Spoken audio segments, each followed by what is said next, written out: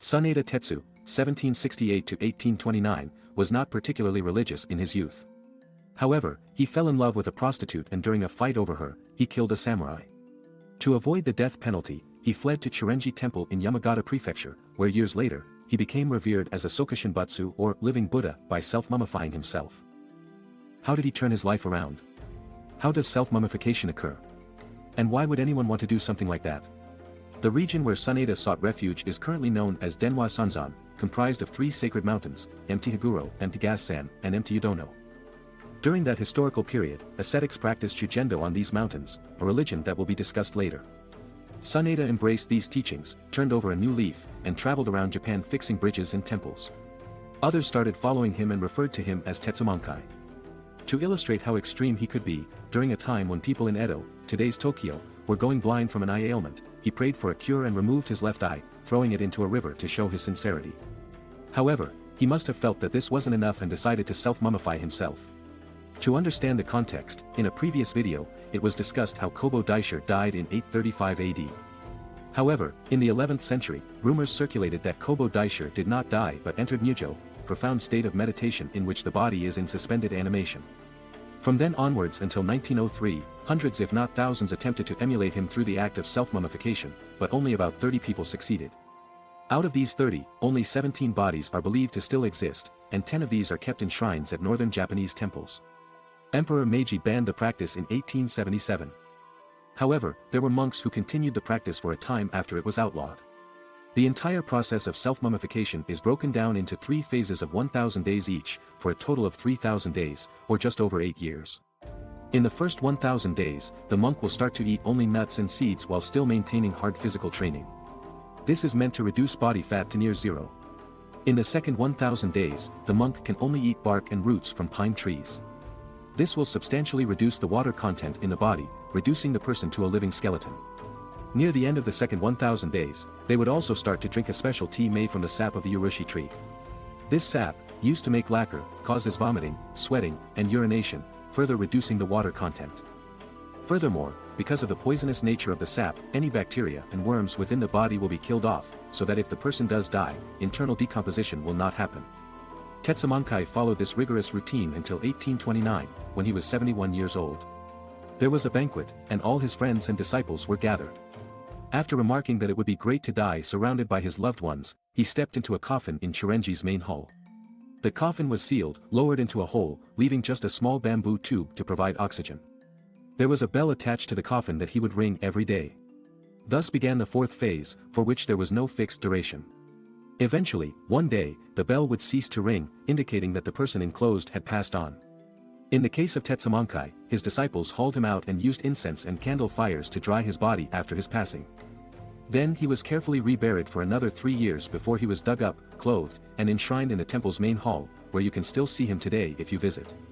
By becoming self-mummified, the belief is that he had become enlightened in this lifetime. By being neither dead nor alive, he can continue to work for the salvation of mankind because his spirit lingers on in our world as a bodhisattva. Not far from Chirenji Temple, where Tetsumonkai is enshrined, one can find the mummified body of Shinyokai Shonin in Danichi Temple. Shinyokai Shonin was also motivated by a dream to serve others. During the Edo period, many people were starving due to famine and crop damage from cold weather. Believing that his eternal body would serve as a bridge to the spiritual realm and in an attempt to protect people from suffering, Shinyokai Shonin dedicated more than 70 years of his life to become Sokushinbutsu. He finally realized his goal at the age of 96 years old. Every 6 years, Shinyokai Shonin's clothing is changed, and amulets are cut from the cloth and sold for 1,000 yen. Testimonials abound at the temple on the talisman's miraculous effects. This is not surprising, as it is believed that the preserved bodies possess supernatural powers, including the ability to grant wishes, heal, and protect the community from natural disasters. Specifically, the mummified body of Tetsumonkai is believed to possess the power to ward off evil spirits, while Shinyokai is believed to possess healing powers. The temples that house Tetsumonkai and Shinyokai Shonin are part of Mt. Udono, which is considered the holiest of the 3 sacred mountains of Dewa Sanzan. One theory regarding why Mt. Udono seems to produce these self-mummified monks more readily is that there is a sacred spring on the mountain that, when examined, contains high amounts of arsenic, a poison that could have ironically aided in the self-mummification process. In October 2018, I made a trip to Dewa Sanzan to see the Sokushinbutsu. For those who have seen my earlier videos, I love to collect different healing energies in locations around the world. When I went to see the Sokushinbutsu, I received energy from the mummified body of Tetsumonkai. Besides Tetsumonkai, the shrine at Yudono-san is believed to have a sacred object known as Goshintai, where a kami, or a spirit, resides. I received energy from this sacred object as well. Unfortunately, I was not able to visit the shrine at Yamabushi due to snow. If you ever want to visit all three mountains, make sure you come between July and mid-September when all three shrines are open. After discussing the self-mummified monks, I would also like to explore the sacredness of Dewa Sanza, the Shugendo religion practiced in these mountains, and the Yamabushis, the ascetics who follow this faith. Why are the Dewa Sanza mountains considered sacred? Firstly, they have the longest tradition of mountain worship in Japan. In 593 AD, Prince Hachiko, the firstborn son of Emperor Sushun, fled to Denwa after his father was killed. After undergoing grueling ascetic exercises and penance, he devoted his life to religious pursuits and began to worship Haguro Gongen, the mountain god. Secondly, it is believed that climbing these mountains is a form of spiritual rebirth. Each peak represents a different stage in life. Mt. Haguro represents birth, the present life, and the living world. Mt. Gassen represents the past and the world of the dead. Mt. Yudono represents the future, rebirth, and reincarnation. To begin the pilgrimage up the mountains, visitors climb the 2,446 steps, 1.7 kilometers, that start at Zuishimen Gate flanked by two deities, Raijin and Fujin, the gods of thunder and wind, respectively. As you ascend the stairs, you can try to find the markings of gourds, bowls, or ceramic sake jugs carved into some of the steps.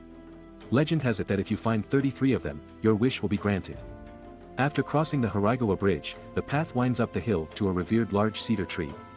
This is the sacred Grandpa cedar tree, Jijisuji, said to be over 1,000 years old, one of the oldest cedar trees in Japan. Next, visitors pass by the Gajunotu, or five-story pagoda, which is made entirely of Japanese cedar wood and constructed without using a single nail.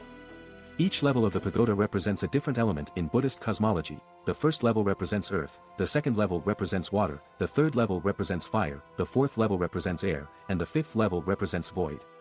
Dewa Sanzan is now considered the holiest mountains in the Shugendo faith and for the Yamabushis who follow this tradition.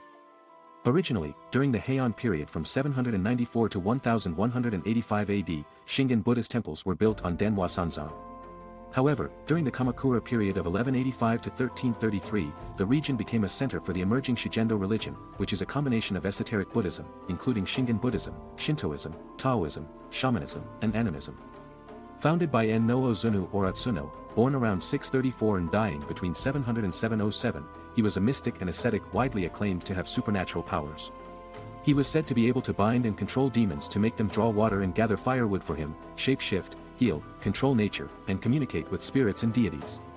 He was also said to be the author of the sutra Unlimited Life of the Threefold Body. In 1799, he was posthumously awarded the title Jinben Daibosatsu, Great Bodhisattva Jinben.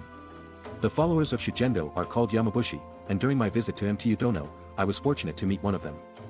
They are distinctively dressed, for example, wearing a token, a hat-like adornment worn at the front of the head, carrying a shikujo, which is a metal rod, and having a horogai, a conch shell that they blow like a horn. Their main deity is the Bodhisattva Danichi Nyorai, who is more accurately depicted as an archetype of the abstract beauty and principles of the universe, rather than a singular person. The practices they adopt are known as shugyo, which means training or discipline, and it usually involves intense physical and mental training in the mountains, including long-distance hiking, meditating under waterfalls, and climbing dangerous rocks. It is believed that through these long and focused trainings, some of these Yamabushis develop supernatural gifts as well.